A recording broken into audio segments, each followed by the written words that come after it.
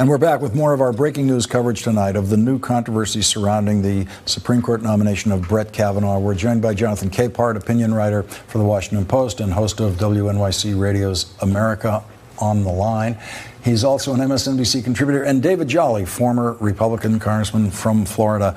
And Jonathan Capehart, this story is such an echo of Anita Hill. Anita Hill, of course, emerged after Clarence Thomas had, we thought, completed his confirmation hearings, and suddenly there were rumblings that there were some accusations and that there was a woman, and I can remember 24 hours of suspense in the Senate, and suddenly there was Anita Hill doing a TV press conference announcing what her information was, and I can tell you at the time the Senate stopped and stared at this woman, and I knew senators who were basically on their way to the Senate floor to announce their support for Clarence Thomas, who turned right around.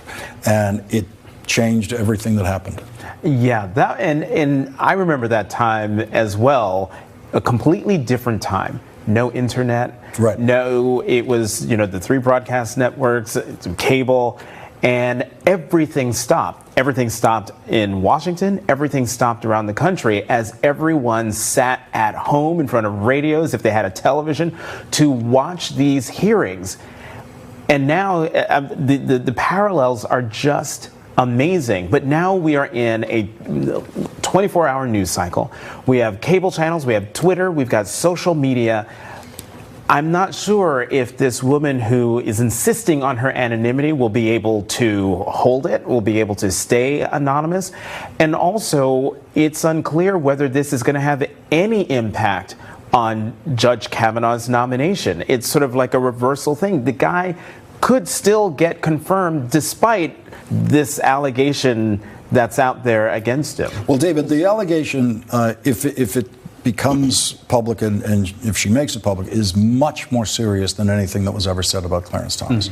This is an allegation of sexual assault, and my understanding of the information is at the time both the victim and Judge Kavanaugh, if he did do this, they were both minors.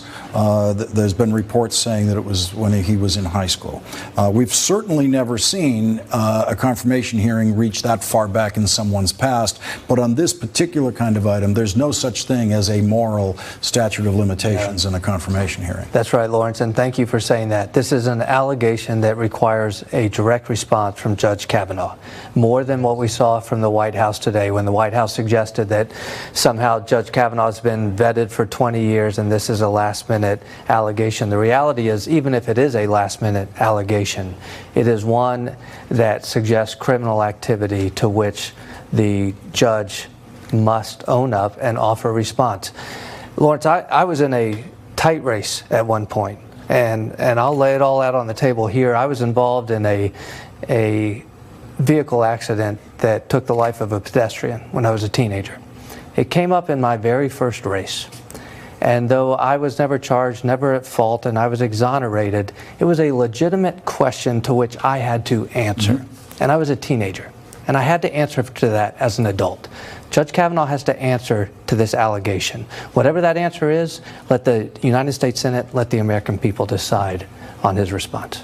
And Jonathan, your point about there's a whole new level of pressure in the way people can find out who an anonymous source is today.